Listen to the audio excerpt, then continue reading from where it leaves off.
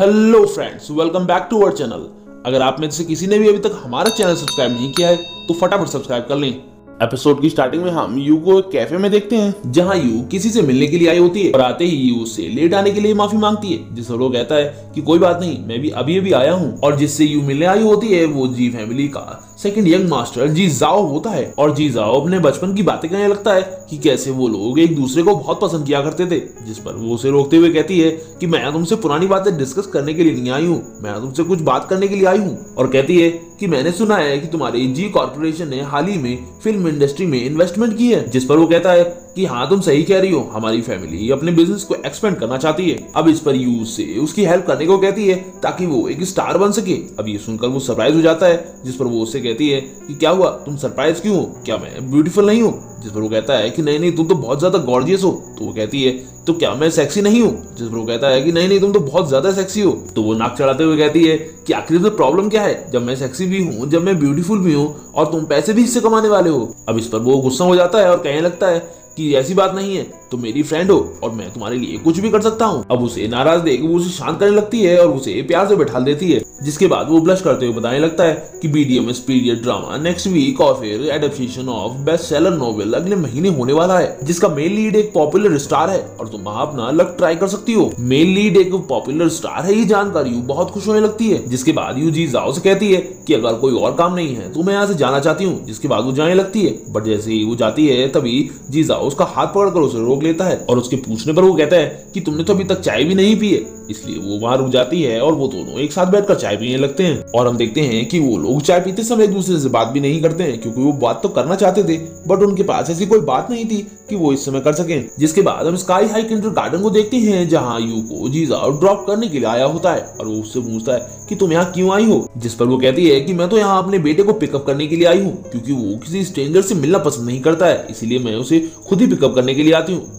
अब बेटे का सुनकर तो बेचारे का दिमाग खराब हो जाता है, क्योंकि उसे नहीं लगा था कि यू एक बच्चे की माँ भी होगी। और बेचारा जीजाओ ये देखकर खुद को गालियां देने लगता है कि वो इन 5 सालों में उससे दूर क्यों रहा। अगले सीन में हम यू को उसके घर पर देखते हैं और वो किचन में डिनर बना रही होती है। तभी वो अपने बेटे को जल्दी से हाथ धो के आने के लिए कहती है, क्योंकि बस डिनर तैयार होने ही वाला था। तभी लिन यू से कहता है कि मम्मी मुझे आपको कुछ बताना है, और वो बताता है कि आज मैं किंडरगार्टन में किसी ऐसे से मिला जो कि मेरे जैसा दिखता था। इस पर वो पूछती है कि क्या वो सच में तुम्हारे जैसा दिखता है? जिस पर वो कहता है हाँ। तो वो पूछती है कि क्या तुमने उसका नाम पूछा? जिस पर वो कहता है नहीं। तो वो कहती है कि चलो कोई बात नहीं, हम कल जाकर उसे किंडरगार्टन में ढूंढेंगे। जिस पर लिन भी अपनी माँ की बात मान जाता है और फिर वो लोग खाना खाने चले जाते हैं। जिसके बाद अगले सीन में हम देखते हैं कि यू पूरे दिन भर किंडरगार्टन के बाहर बैठकर उस बच्चे का इंतजार करती है जिसके बारे में लिन ने उसे बताया था, बट वो उसे कहीं नहीं दिखता है। बट हम देखते हैं कि तभी वहाँ पर एक आदमी आ जाता है और वो उसे उसके नाम से बुलाता है, और जैसे ही यू उसकी तरह देखती है तो उसे लगता है कि शायद ये एक गैंगस्टर है जो कि उससे प्रोटेक्शन मनी लेने के लिए आया है। इसलिए वो उसे अपने पास की सारे रुपए देते हुए कहती है कि बस मेरे पास यही है और मैं यहाँ से जल्दी जाने वाली हूँ। इस पर वो बॉडीगार्ड बोलता है कि नहीं नहीं, मेरे बॉस आपसे अभी मिलना चाहते हैं और आपसे कुछ बात करना चाहते हैं। बॉस का सुनकर वो जैसे ही उसकी बॉस की तरफ देखती है तो वो कार में बैठा होता है। अब उसे देखकर वो सोचने लगती है कि इस दुनिया में सिर्फ एक ही ऐसा इंसान है जिसे मैं बॉस कहती हूँ, जिसे मैं बॉस के नाम से जानती हूँ। इसलिए वो उसे हंसते हुए कहने लगती है कि शायद तुम जैसे ढूंढ रहे हो मैं वो नहीं हूँ, मैं तो तुम्हारे बॉस को भी नहीं जानती हूँ। और वो अपना बैग उठा के जाने लगती है, क्योंकि वो ये सोच रही थी कि अगर ये वो हुआ तो काफी ज्यादा प्रॉब्लम हो जाएगी। यानी कि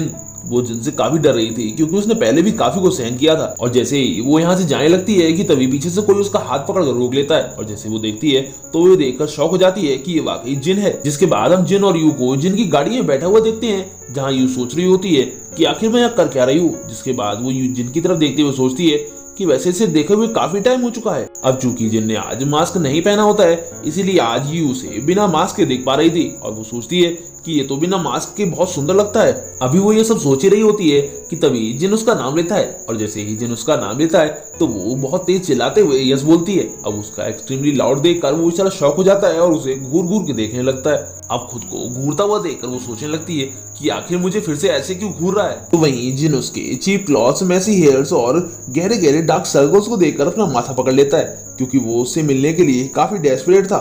बट उसकी ये हालत देखकर उसका दिमाग खराब हो जाता है, जिसके बाद वो मुस्कुराते हुए सोचता है कि वैसे कुछ भी कहो, ये बहुत डिलीशियस थी। यहाँ इसका डिलीशियस से मतलब है बहुत ही ज्यादा खूबसूरत और सेक्सी होना। तभी यू उससे थोड़ा परेशान होते हुए कहती है कि क्या हम पहले कभी मिले हैं, क्योंकि मुझे तो ये याद नहीं कि मैं आपको जानती भी हूँ। जिस पर पहले तो वो उसकी तरफ देखता है, बट वो उसे इग्नोर करते हुए विंडो की तरफ देखने लगता है। अब जिनको उसे इग्नोर करता देख वो अपना मोबाइल निकालते हुए उसे दिखाती है और कहती है कि अगर तुमने मुझे अभी नहीं जाने दिया तो मैं पुलिस को कॉल कर दूंगी।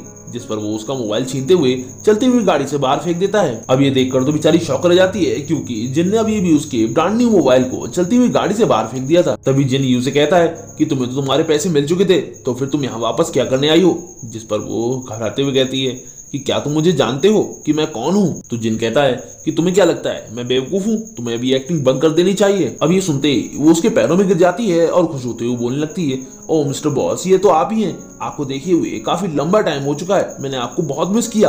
और इसी के साथ ये एपिसोड यहीं खत्म होता है। वीडियो पसंद आई हो तो लाइक शेयर और कमेंट करना ना भूलें। Thanks for watching.